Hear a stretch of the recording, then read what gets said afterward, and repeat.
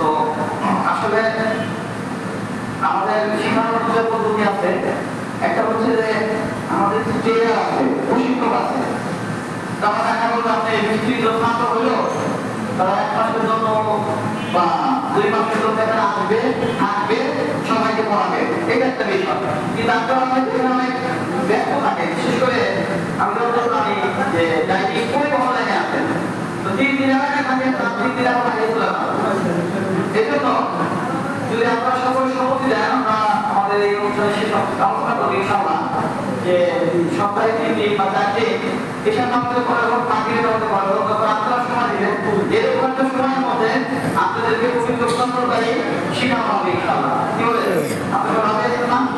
চেষ্টা করবেন, যদি না পারে তাও কোনো সমস্যা নাই, আপনি একটা গল্প করবেন 10টা লেগে পাচ্ছেন, একটা গল্প করবেন 10টা লেগে পাচ্ছেন। এই যে আপনারা আজকে আয়োজনের পরিশ্রম করছেন, যতক্ষণ রাস্তায় অংশগ্রহণ করছে, আপত্তিটা আয়োজন করছে, প্রতিটি হক করছে, প্রত্যেক সরকারের পরিবর্তে 10টি করে দেখি তারা আয়োজন ইসলাম সবার আমরা লেখা হয়েছে।